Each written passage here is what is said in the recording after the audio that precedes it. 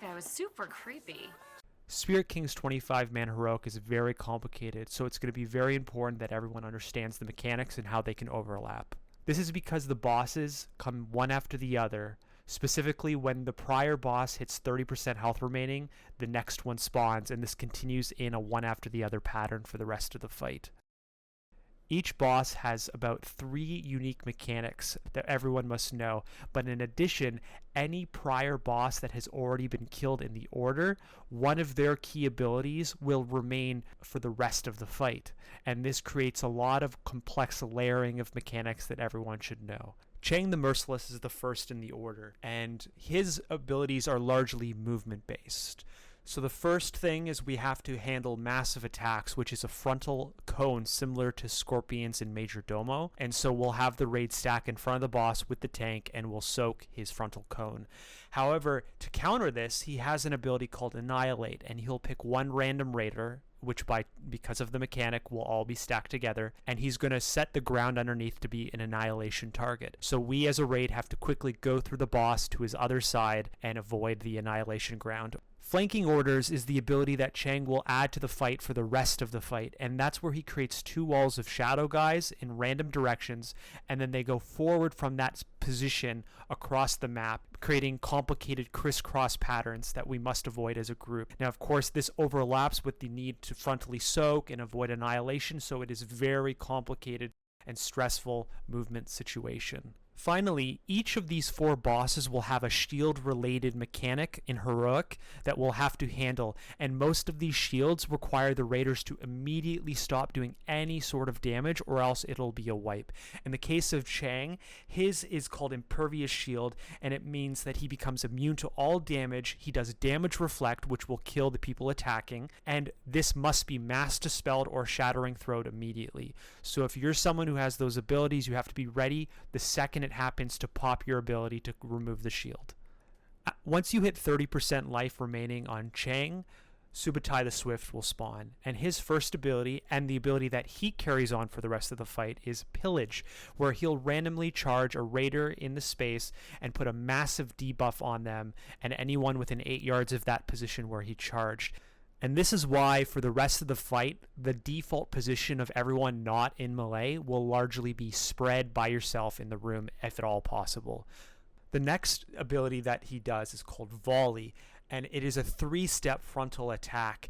It starts off with a wide, almost like 1/4 of the room spread, which does minor damage to anyone within that spread space. Then it will collapse a little bit smaller, to be about like 1/6 of the room, and anyone who's still remaining in that range and hasn't moved yet will take major damage, and then he'll do a very siloed version of the shot, and anyone who still remains in that position will certainly be one shot. So it is very important that raiders immediately react the second they see that they are within the range of the initial shot, because you only have a split few seconds to avoid the real damage from happening. Another reason why we spread is his other ability, Raining Arrows, and he'll target one random raider and put them in a kind of Marigar-like bone spike, although in this case it's an arrow, and everyone else in the raid has to damage the arrow to break them out. And anyone within 8 yards of that original target will also be spiked or arrowed, and this is why we also stay spread. As you can imagine, this really sucks when you pair it with Volley, so whenever someone gets arrowed, we must break them out immediately.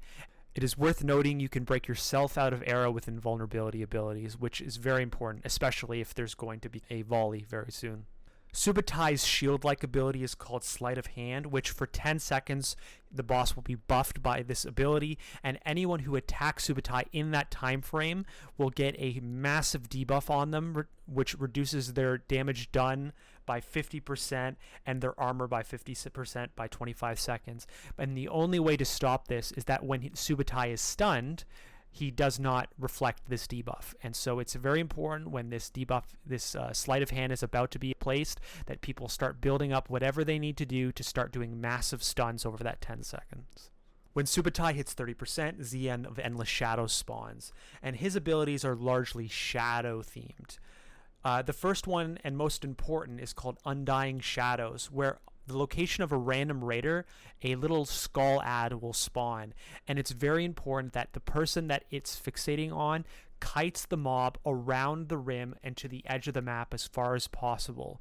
And the rest of the RDPS raiders will be attacking the skull, and when it dies, it churns from the skull to a void space, and you can't walk over that void space. Eventually, about 25 to 30 seconds later, the void zone will start shrinking and shrinking and then convert back to a skull, and then it picks a new fixate target. And during this phase, there's probably going to be about 2 to 3 skulls constantly active by the end, which we have to continuously kite and kill around the edge of the room. In addition, Zian constantly tries to cast Shadow Blast, which can be fully interrupted, and we will make sure that every person who has an interrupt is constantly interrupting Shadow Blast. It reduces the damage intake significantly. The last of the shadow-themed abilities that Zian does is called Charge Shadows. He'll pick a random raider and do a shadow drop on him, and then if there's someone within 8 yards of that target, that shadow drop will then move to them and do it and do it and do it until there's no more people within 8 yards of each other. But the good news is, because we're already spread from the pillage mechanic, this will also be dealt with by simply spreading. However, Zian has the worst of the shield abilities, and it's called Shield of Darkness, which will do 300,000 damage on everybody in the raid while the shield is active, and an ability is cast on it, every single individual ability. So it must be dispelled immediately, and it's not just one instant dispel, it's a number of dispels in a row until it's removed. And so the most important part about defeating this fight is that everybody respect the call that the shield is coming and stops everything possible and waits until the mass dispellers remove all the ticks off the boss of this shield. Otherwise, it will be a wipe. And just as a reminder, the shadow walls that come in from different directions and the pillage of the second boss are continuously happening during all of this boss's stuff. The last of the four is Meng the Demented, and his general theme is insanity and madness. He has an insanity bar that goes up every time he does abilities, and his abilities are interruptible. And our goal is that if you have interrupts, try to interrupt as much as possible when his insanity number is low, so we keep him low. But if he ever creeps above 50%, our goal is to stop interrupting so that he can quickly go up to the top and reset back to 0. And so it's a balance between lots of interrupts and letting him through. The other major mechanic of Meng is called Maddening Shout, and that's where he will turn everybody hostile to each other, with the only way to break out of this hostility is to do 40,000 damage to everyone in the raid. And because we're going to be already spread for various other mechanics, when Maddening Shout is about to happen, we will collapse in under the boss and then have effective and controlled AoE done on the raid to do that 40,000 damage, and then back out and spread again. This, of course, is complicated because it overlaps with the prior boss's mechanics, including the Shadow Wall, the Pillage mechanic, which will put massive debuffs on people who are stacked, but most importantly, the Shadow Skull from the prior Zian boss, which, if it comes in while we're stacked for madness, we're going to have to quickly pop defensives and raid-wide cooldowns to survive the Skull's AoE output before we get away.